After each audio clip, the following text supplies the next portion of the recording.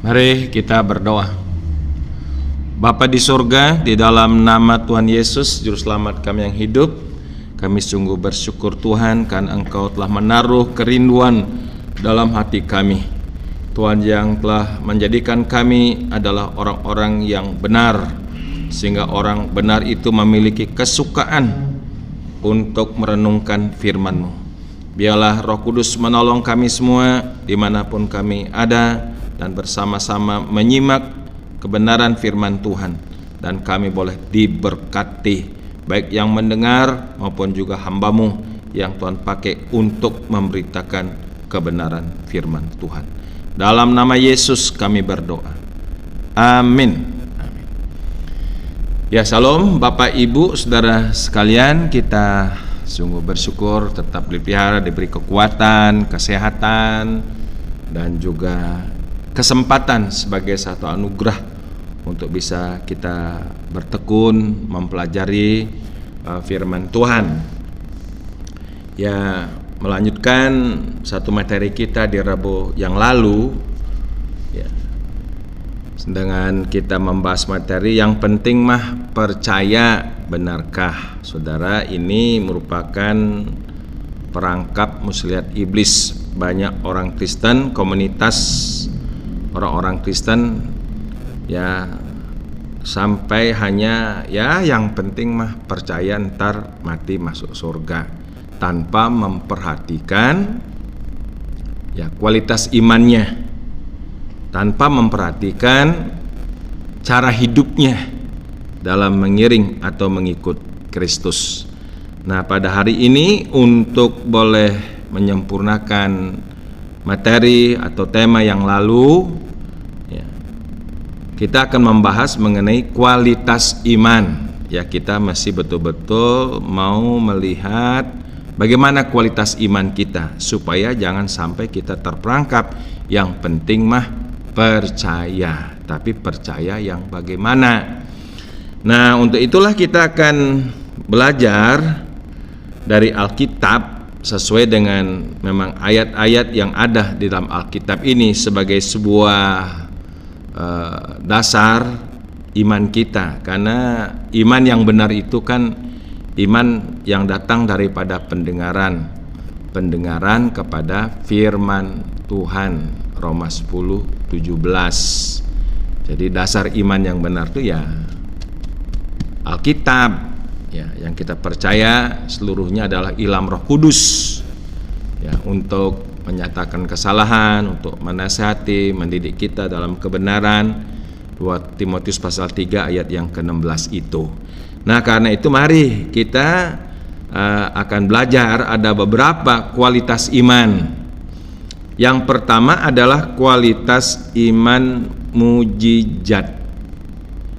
Ya, jadi ini tidak sedikit, ya, dari zaman Tuhan Yesus, nanti kita akan lihat perikop atau ayatnya, dan sampai hari ini pun ada banyak orang-orang akhirnya hanya berhenti cukup beriman urusan masalah mujizat. Nah, pertama kita akan membaca Yohanes pasal 6 ayat yang ke-25 sampai dengan yang ke-29. Ya. Yohanes pasal 6 ayat 25 sampai 29. Saya bacakan demikian. Ketika orang banyak menemukan Yesus di seberang laut itu, mereka berkata kepadanya, "Rabi, bila mana engkau tiba di sini?"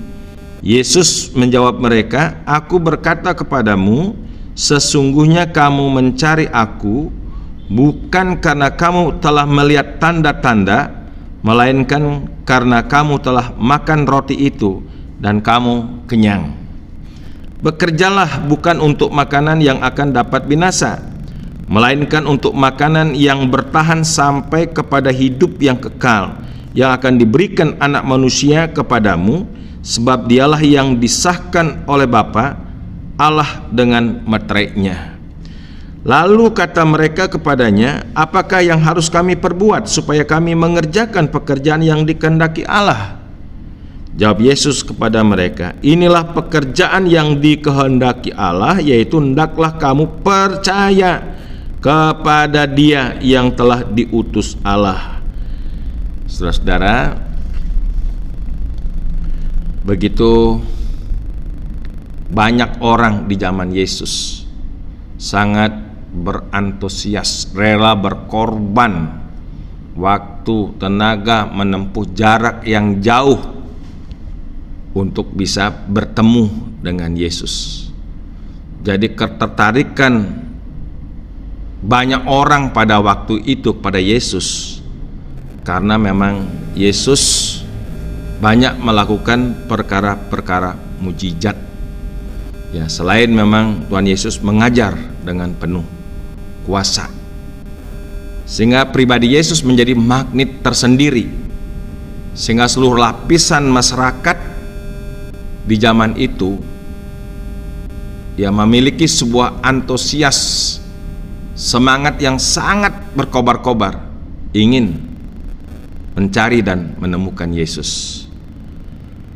Makanya di sini dikatakan firman Tuhan ketika orang banyak, jadi bukan sedikit orang, banyak menemukan Yesus di seberang laut itu, mereka berkata kepadanya, Rabi, bila mana engkau tiba di sini? Ya, dengan penuh tata krama, dengan penuh keramahan, dengan penuh mungkin satu sikap yang simpatik datang pada Yesus. Ya. Tetapi Yesus menjawab mereka, aku berkata kepadamu, sesungguhnya kamu mencari aku bukan karena kamu telah melihat tanda-tanda, melainkan karena kamu telah makan roti itu dan kamu kenyang. Saudara, Tuhan Yesus mengadakan banyak tanda atau tanda-tanda mujizat. Tetapi orang-orang yang datang kebanyakan hanya ingin melihat hasil mujizat itu, tetapi tidak merenung lebih dalam. Kamu tidak melihat tanda-tanda. Maksud apa di sini firman Tuhan? Yesus mengadakan tanda-tanda mujizat. Dari tanda-tanda mujizat, Yesus rindu orang-orang itu mengenal lebih dalam tentang pribadi Yesus. Sehingga pada akhirnya, pada waktu mereka mengenal lebih dalam siapakah pribadi Yesus, supaya mereka boleh percaya. Jadi tanda-tanda itu harus mengantar seseorang untuk lebih mengenal siapa Yesus, yang akhirnya menghasilkan iman percaya kepada Tuhan Yesus. Seperti Rasul Petrus, ya, sebelum dia jadi rasul, waktu memang melihat mujizat di pantai yang dicatat dalam Lukas pasal 5 ayat 1 sampai 11, tatkala Petrus melihat tanda ajaib, ya, yang tadinya ya artinya bernelayan tidak menghasilkan apa-apa, dan Yesus menyuruh untuk menebarkan jalannya, akhirnya terjadi hasil ya tangkapan yang luar biasa. Ini satu mujizat besar. Nah, Petrus tidak terfokus orientasinya dengan ikan-ikan yang besar, dengan hasil mujizat, tetapi lewat hasil mujizat itu orientasi fokus pandangan Petrus pindah kepada pribadi Yesus, sehingga ya Petrus menjadi takut dan gentar. Wah, pribadi Yesus ini bukan pribadi biasa-biasa, sehingga Petrus memanggil dia Tuhan. Ya, ini yang diinginkan oleh Tuhan Yesus. Orientasi kita bukan kepada hasil mujizat, tetapi Tuhan Yesus ingin lewat tanda-tanda mujizat supaya orang itu lebih dalam mengenal siapa Yesus, seperti Petrus. Tidak lagi sekarang berhenti lewat hasil mujizat, tapi dia langsung beralih fokusnya kepada pribadi Yesus. Yesus itu Tuhan, bukan pribadi biasa, sehingga dia menyembah kepada Yesus.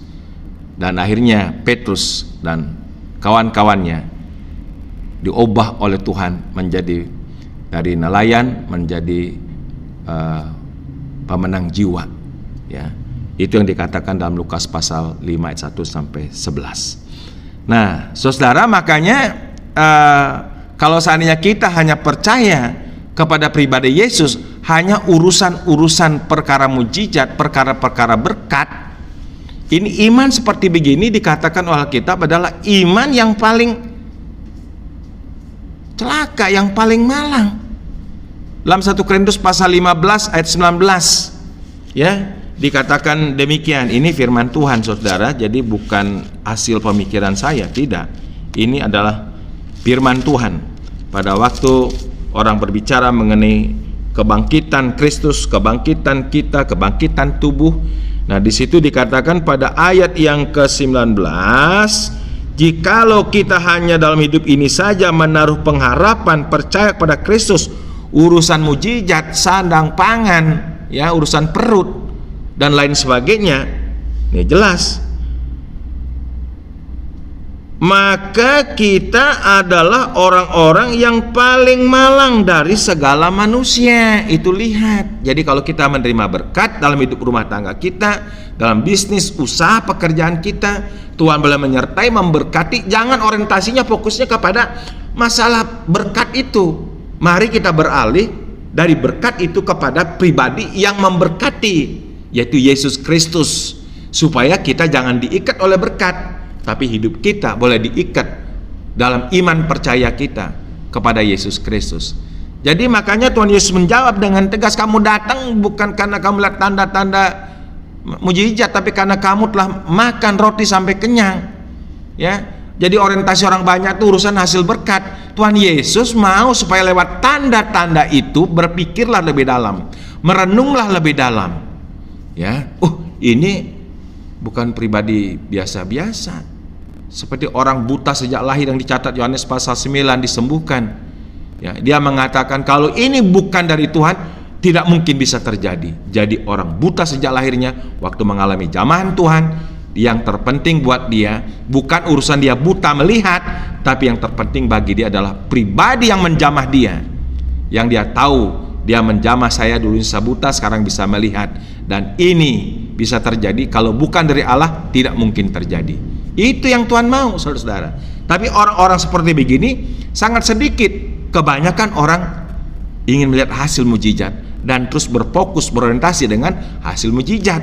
Sama dengan sekarang orang Kristen yang cuma fokusnya berkat, duit, usaha maju, lancar, semuanya segala macam, tetapi tidak membawa dia untuk mengenal Yesus lebih dalam.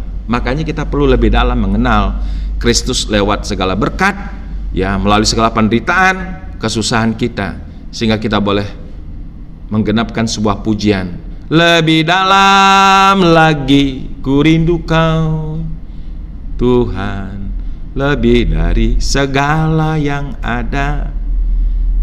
Jadi saudara, mari, mujizat tidak salah, tapi kalau kita berfokus limitnya cuma mujizat, itu adalah iman yang membinasakan. Ya, jadi makanya yang penting mah percaya. Nah, kalau saudara cuma imannya mujizat, kualitasnya jangan saudara bermimpi melihat kerajaan sorga. Yang kedua adalah kualitas iman yang mati. Apa maksud kualitas iman yang mati? Dia mengaku percaya, tetapi tidak bisa merespon hal-hal rohani. Jadi untuk hal rohani itu tidak menarik buat dia, sehingga pada akhirnya iman yang mati ini tidak menghasilkan buah apa-apa dalam hidupnya. Makanya Yakobus pasal yang kedua ayat 17 dikatakan di situ, saudara-saudara, iman tanpa perbuatan pada hakikatnya adalah iman yang mati. Ya, iman yang tidak menghasilkan tindakan atau perbuatan, cuma iman di bibir, cuma iman di otak, di pengetahuan, ya, mengatakan percaya Yesus, tetapi ya buta di dalam hal-hal rohani, sehingga tidak pernah bisa menghasilkan buah-buah yang diharapkan Tuhan. Nah, kalau kita mengatakan percaya dan kita boleh bertobat, maka hasilkanlah buah pertobatan. Kalau seandainya kita mengatakan percaya tidak ada buah pertobatan, saudara, maka dalam kitab Injil Matius ini perlu kita baca. Matius pasal yang ketiga, ya, supaya saudara lihat ini firman Tuhan sangat tegas dan jelas. Jangan pernah ada di ambang keraguan. Firman Tuhan itu sangat jelas buat kita, dan jangan pura-pura kita tidak merasa itu tidak jelas. Jelas sekali, ya. Matius pasal 3 ayat 10, kapak sudah tersedia pada akar pohon yang setiap pohon yang tidak menghasilkan buah yang baik. Tuh, lihat. Jadi kalau orang mengatakan beriman, percaya kepada Yesus Kristus, dia masih menghasilkan buah. Bukan sekedar buah, ya. Bukan buah yang asem, bukan buah yang kecut. Sudah mengatakan percaya, tetap buah-buah kita ini mendukakan Tuhan, menyakitkan Tuhan. Kita masih tetap menghasilkan buah-buah kejahatan dunia ini, ya, buah yang kecut, buah yang asem, buah yang manis, buah yang baik, ya. Karena iman percaya itu satu paket. Orang yang percaya pasti akan terus berproses menghasilkan perbuatan yang baik. Makanya dalam kitab Efesus pasal 2 ayat 10, kita ini diciptakan baru. Ayat 10-nya jelas bagian B-nya itu. Kita ini diciptakan baru untuk apa? Berbuat baik. Jelas. Tapi kalau seandainya kita mengatakan percaya, beriman sama Yesus, kita tidak menghasilkan buah. Kalaupun buah yang kita hasilkan buahnya asam, kecut, masih buah-buah dalam kejahatan, buah-buah daripada dunia ini, ya kita binasa. Saudara-saudara, saya lanjutkan baca ini. Kapak sudah tersedia pada akar pohon, yaitu pasti ditebang, dan setiap pohon yang tidak menghasilkan buah yang baik pasti ditebang dan dibuang ke dalam api. Nah, kurang apa lagi itu firman Tuhan? Kurang jelas. Mau perlu sekolah teologi sampai S3 untuk ngerti ini? Tidak perlu, saudara-saudara. Sederhana aja, literal, ya. Dan memang di Alkitab menyatakan ada banyak orang iman mati. Orangnya saudaranya susah, ya, sudah kelaparan, melihat saudaranya kelaparan, tidak berpakaian, udah pergilah, berpakaianlah yang hangat, tapi dia sendiri tidak memberikan kontribusi. Ini iman yang mati, iman yang tidak sampai melahirkan perbuatan yang baik. Nah, kualitas iman seperti ini disebut dengan kualitas iman yang mati. Dan iman yang mati pasti ditebang, dibuang ke dalam api. Titik, nggak titik koma lagi di situ. Supaya saudara harus tegas-tegas mengimani firman Tuhan. Nah, yang ketiga, ada iman setan-setan. Wah, iman setan-setan. Apa tuh iman setan-setan? Jadi kalau ngomong percaya, bukan hanya kita manusia yang percaya. Bukan saudara dan saya mengatakan percaya kepada Yesus, Yesus Tuhan, ya. Iblis itu tiarap, takut, gentar kepada pribadi Yesus, dan dia mengatakan yang maha tinggi, anak Allah. Wah, itu iblis, saudara. Mari coba kita lihat, ada referensinya nggak Pak Wayan? Oh, ada. Kita kembali coba membuka Yakobus pasal 2. Ya, tadi Yakobus pasal 2 ayat 17, kualitas iman mati itu ayat 17. Tapi kualitas iman setan-setan itu ayat 19. Ya, dikatakan demikian, engkau percaya bahwa hanya ada satu Allah saja, itu baik. Tetapi setan-setan pun juga percaya akan hal itu, dan mereka gemetar. Waduh, setan-setan pun percaya akan hal itu, dan mereka gemetar. Jadi iblis pun, setan pun percaya adanya Tuhan, percaya Yesus itu anak Allah, dan gemetar. Tetapi saudara, apa tindakan setan? Setan tidak pernah bersinergi dengan Tuhan.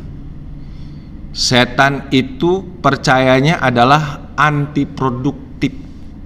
Dia dikenal sebagai pendusta, pemberontak, melawan Tuhan.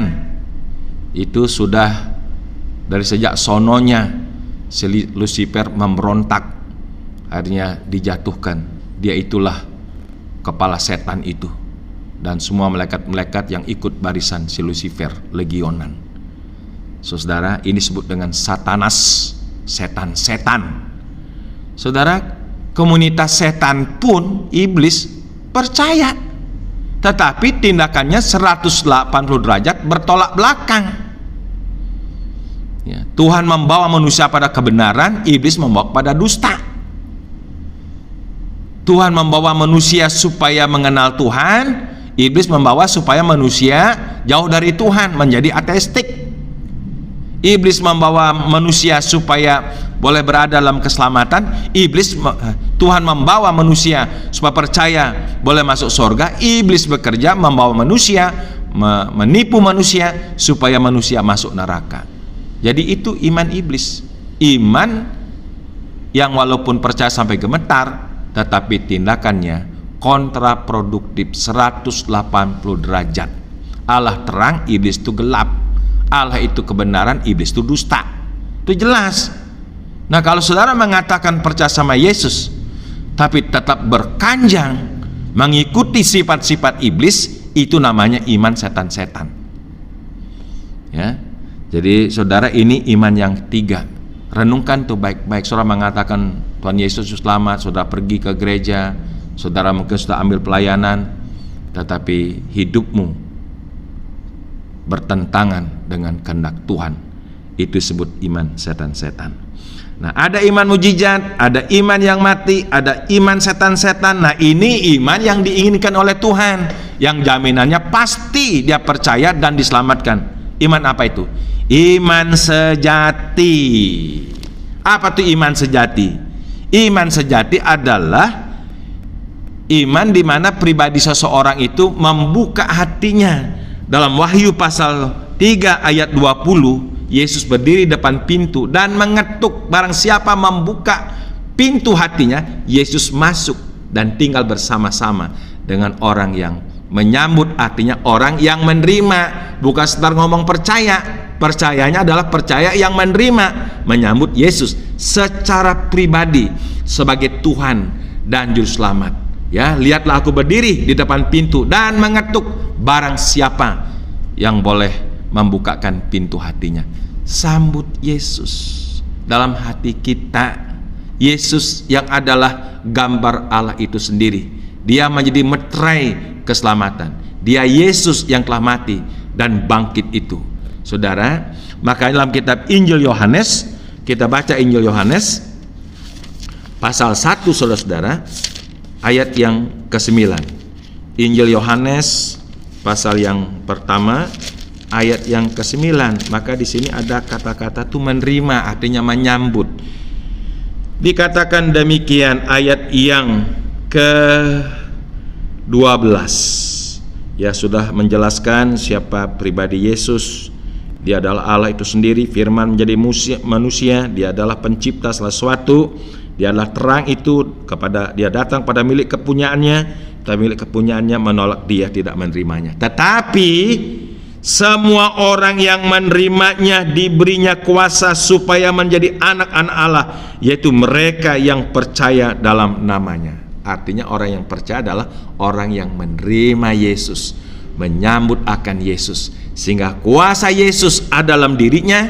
Ya, ada urapan kuat kuasa Roh Kudus yang bekerja dalam diri setiap orang yang telah menyambut menerima Yesus, sehingga iman seperti ini atau iman sejati pasti menghasilkan buah. Nah, bukan pohon yang tidak berbuah, tapi pohon yang berbuah. Pohon yang berbuah juga bukan berbuah yang asam, tapi berbuah yang manis, yang baik. Saudara, buah-buah apa akan dihasilkan? Yang pertama itu buah pertobatan. Matius 3 ayat yang ketiga, ayat yang ke-8. Ya, Matius 3:8. Ada buah pertobatan. Terus yang kedua ada buah Roh Kudus. Kalau orang bertobat, percaya menerima Yesus, Roh Kudus dalam dirinya, Roh Kudus berkarya, maka terjadilah Galatia 5, 22 dan 23, yaitu buah roh, yaitu buah Roh Kudus.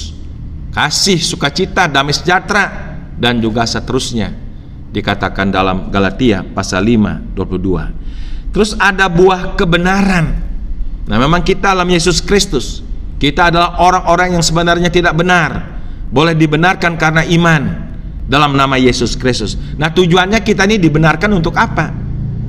Kita dibenarkan dengan tujuan supaya kita ini berlaku benar, hidup benar di hadapan Tuhan, dan ada tanda-tanda orang yang hidup benar, saudara. Dan pada akhirnya orang yang memiliki iman sejati, dia akan menghasilkan buah Injil. Dia akan terus tergerak, dia terbeban hatinya akan jiwa-jiwa yang sedang melayang menuju kebinasaan, dan tergerak hatinya untuk terus menggunakan waktu memberitakan Injil Tuhan, menghantar jiwa-jiwa yang baru bagi Kristus. Itu iman sejati. Iman yang menerima menyambut Yesus. Dengan menerima menyambut Yesus ada kuasa dalam dirinya yang bekerja terus menghasilkan buah apa? Buah pertobatan. Buah apa? Buah Roh Kudus. Buah apa? Buah kebenaran. Buah apa? Buah Injil. Jadi saudara, jelas pernyataan firman Tuhan. Kita ada di klasifikasi mana? Di golongan mana? Saya berdoa jangan pada golongan iman mujizat. Jangan pada golongan iman yang mati. Apalagi golongan iman setan-setan. Biarlah semua kita di sini dengan firman Tuhan, kita tidak lagi terperangkap dengan muslihat iblis. Yang penting mah percaya. Jangan, saudara.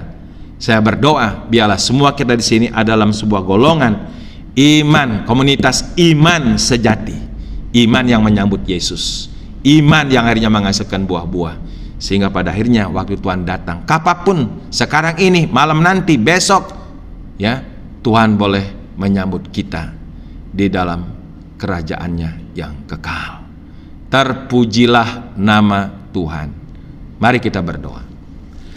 Bapa di surga, terima kasih banyak kami telah belajar mengenal mengenai kualitas iman. Biarlah firman Tuhan ini menghantar kami lebih jelas untuk melihat diri kami masing-masing, melihat kedalaman hidup kami. Sementara ini apakah iman kami berada pada iman yang sejati atau iman yang di luar sejati itu. Tuhan, hamba berdoa, biarlah semua kami di sini umat-Mu betul-betul telah menyambut Yesus, menerima Yesus. Itulah disebut dengan iman sejati, iman yang pasti menghasilkan buah-buah kebenaran, buah-buah yang baik, buah-buah yang manis, buah-buah yang mempermuliakan Tuhan. Biarlah tidak ada di sini jemaat-Mu yang hanya sekedar iman mujizat, hanya adalah iman yang mati, apalagi iman setan-setan. Biarlah kami boleh tetap taat dan setia dan hidup mempermuliakan nama Tuhan. Dalam nama Yesus kami berdoa. Amin.